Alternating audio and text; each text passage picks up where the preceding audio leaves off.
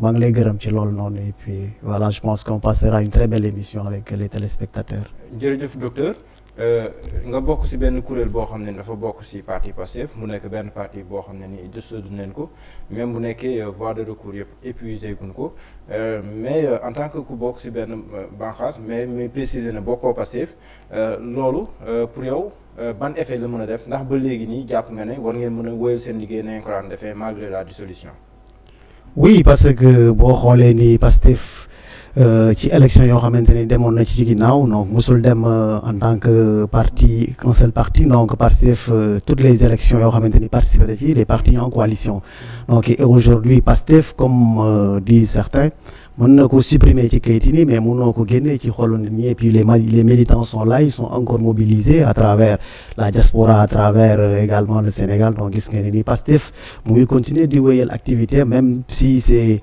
dans le virtuel parce que aujourd'hui vous savez très clairement que le pouvoir aujourd'hui annule toutes les manifestations yoo xamante ni ay partis yoo xamante ni ñu ngi ci Yewwi Askan Wi nii ñu ngi ko bëgg a def. voilà ndaje yooyu doo mën def parce que seen siège yi tëj nañ ko. oui fu mu toll nii kon virtuellement ngeen di liggéey. mais voilà virtuellement on est obligé de travailler virtuellement comme ci temps Covid bi nii donc on s'est adapté donc instant bi nii amul leneen loo xamante ni yàq na ko si suñu liggéey donc ñuy continuer di liggéey maa ngi continuer di gisee ak ñoom sama beneen naataango yi ñoom Ngouda Ngom ak ñeneen ñoo xamante ni ñun ñoo bokk kuréel donc ñun ñu ngi fii nii pour gunge parti bi nii parce que loolu la constitution bi wax ci modernisation parti politique bi nii donc loolu moo tax donc président Ousmane Sonko woo ma pour ma mën a bokk ci kuréel boobu noonu ce que j'ai accepté avec beaucoup de plaisir d'ailleurs. mais en tant qu'enseignant chercheur bon am nga droit militer ci parti bu la neex yow bokkoo Pastef. mais lan moo tax nga tànn bokk ci haute autorité de régulation boobu lan moo tax tànnoo bokk ci biir Pastef nekk un membre de Pastef wala nangam. oui parce que man depuis très longtemps je ne militais pas dans un parti politique donc dama amoon yéene pour participer n'est-ce pas ci vie démocratique bi nii ak état droit bi nii moo tax sax ma bind sama tey ci contentieux électoral pour mën a n'est-ce pas liggéeyal état bi pour mën a liggéeyal pour luy avancer démocratie suñu démocratie bi ak suñu état de droit bi nii donc gis naa ni boo bokkee ci parti politique ci yeneen mouvement yu parti politique yi nii mën na am gàllankoor ci sa prise de position bi nii moo tax ma tànn bokk ci haute autorité bii nii en demandant à ce que ma mën a garder sama indépendance d'esprit loo xamante ni sama idée la ma mën ko partager ak ñeneen ñi ak loo xamante ni tamit am naa ci xam-xam ci droit mën ko partager avec le bureau politique avec les militants et cetera. pourquoi nga koy def ak Ousmane Sonko te defoo ko président Macky Sall président de l'APR wala keneen ak keneen. oui c'est une très bonne question parce que mënoon naa dem ci pouvoir bi nii foofu la mbir yi nekk comme si on peut dire donc ñoom ñoo yor pouvoir bi nii ñoom ñoo yor appareil bi nii mais j'ai décidé parce que nit booy dugg ci dara da ngay am gëm-gëm quoi da ngay am loo xamante ni pas-pas la ci yow donc man je suis quelqu'un boo xamante ni je n'aime pas l'injustice donc gis naa ni parti d'opposition bi nii tey lu ñuy dund injustice la donc loolu moo tax je me suis engagé non pendant très longtemps parce que bind naa sama thèse soutenir naa ko depuis 2019 donc mënoon naa rejoindre le parti au pouvoir d'autant plus que à Sédhiou il y a un manque véritablement d'élite politique au niveau de Sédhiou mais j'ai décidé en réalité je n'ai pas décidé parce que c'est Ousmane Sonko qui m'a appelé pour faire partie de cette autorité-là et j'ai accepté. Le contact s'est passé comment? Le contact, donc, Ousmane Sonko lui-même, il a une fois dit qu'il était ami à Sadio Mané, donc c'est un frère à Sadio Mané avec qui je suis tout le temps, donc on a passé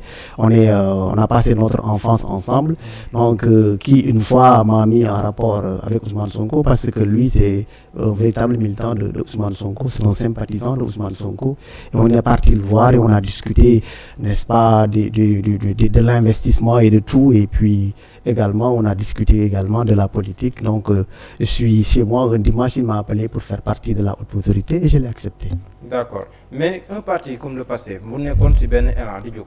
ñu dissoudre ko c'est vrai que nee nga ci esprit ak ci xol yi kenn mënu koo dissoudre mais ci terrain par exemple beneen parti bu am kayit am lépp ni muy amee les coulées franches mën a am liberté mën a circuler mën a massifier mën a animer à la base ku bokk Pastef du ko amee noonu. kon est-ce que donc si côté boobu noonu du ko gàllankoor. mën na ko am parce que constitution bi nii dafa ne. les partis et les coalitions de partis politiques donc constitution bi nii moom moo jox doole coalition de partis politiques donc loolu du am benn gàllankoor ci. Sonko président oui mais ba tey jii nii mën nañ dem ci coalition de partis politiques parce que instant bi nii ba tey xamuñu kan mooy candidat kan moo dul candidat il y a beaucoup de mouvements politiques et la liberté d'association est consacrée par la constitution et par les textes législatifs et réglementaires. Donc à partir de ce moment-là amul leneen loo xamante ni mën na ko yàqal Pastef parce que gis ngeen ni ba tey jii ni Pastef mu ngi sur le terrain et il sera toujours sur le terrain. Les arrestations ñu ngi wax plus de 1000 détenus politiques ci seeni wañi ñoom ñu bëri jàpp ne en tout cas ñu si bari si ñoom soit Pastef lañ bokk soit ñu nekk ay soutien wu Pastef loolu yi tamit boo koy analyser politiquement ndax jàpp nga ne bokk na si loofal parti bi am déet. Oui, d'abord da ngay def boo koy analyser da ngay def analyse juridique d'abord parce que 1000 personnes citoyens ñoo xamante ni sont en prison pour des délits d'opinion ñoo xamante ni dañuy def ay live ci Facebook et cetera ñu jàpp leen teg leen ci prison alors que de l'autre côté tout récemment on a vu une vidéo benn rappeur yor benn pistolet di menacer nit ñi di saaga kooku noonu kenn teewu ko loxo te bëri na ay citoyens yoo xamante ni également ñu ngi saaga ci réseaux sociaux gis nañu koo xamante ni sax mu ngi doon saaga le président de la République alors que le président de la République c'est une institution qui mérite, n'est-ce pas, tout le respect, qu'il a insulté de père et de mère, etc., son épouse et tout. Aujourd'hui, il est du côté du pouvoir et il accompagne le pouvoir dans sa communication sur le net, etc. Donc, lol non bo gisee yeneen citoyens comme Aïfa Lafleur bokk na ak moom classe, je connais très bien cette dame-là, je sais qu'elle n'a rien de tout ce qu'on lui reproche et également d'autres également ñoo xamante ni ñu ngi ci prison Falilou Keita ñoom Nit Doff ñeneen ak ñeneen ñi ni boo xoolee ñoom Cabral ñoo xamante ni ñu ngi en Casamance qui font beaucoup de choses les Bassirou Diomaye Faye. Qu'est-ce qu'on peut reprocher à Bassirou Diomaye Faye? C'est l'un des militants les plus disciplinés du PASTEF et également d'autres militants du PASTEF ñoo xamante ni ñu ngi Falilou Keita etc. qui posent juste une question, on vous met en prison quelques mois. Parmi les 1000 sans ñu libérer ni tout récemment on les avait mis sous contrôle judiciaire. Voilà, on avait ouvert une information judiciaire tey jii nii ñu bàyyi leen, il y a aucune infraction qui leur sont reprochées, ñu bàyyi leen noonu ñu ngi seen kër. Donc loolu noonu c'est la nouvelle stratégie du pouvoir pour mener annuler toutes les actions du PASTEF, mais je pense que cela ne rime pas avec la démocratie, avec l'état de droit. Donc loolu noonu c'est pour mën a gàllankoor parti bi nii, mais loolu gis nañ ne ni sur le terrain nit ñi ni ñooy gën a bëgg Pastef, ñooy gën a bëgg Ousmane Sonko, ñu ngi koy comme on appelle la sonkorisation et partout, donc que ça soit ici ou au niveau de la diaspora. D'accord léegi fii juriste bi laay laaj est-ce que mën nañu wax ne Ousmane Sonko ba léegi mi ngi en état de contumace ou pas? Donc la contumace elle est tombée depuis très longtemps d'ailleurs parce que Ousmane Sonko, tout le monde se rappelle qu'il n'a pas été présent au jugement et lorsque le jugement a été rendu, c'est moins d'une semaine après qu'il a quitté Ziguinchor pour allier Dakar et il a été pris en cours de route. Dañ ko jàpp ñëpp yaakaar ni dañ koy yóbbu prison, yóbbuñu ko prison fan lañ ko yóbbu ci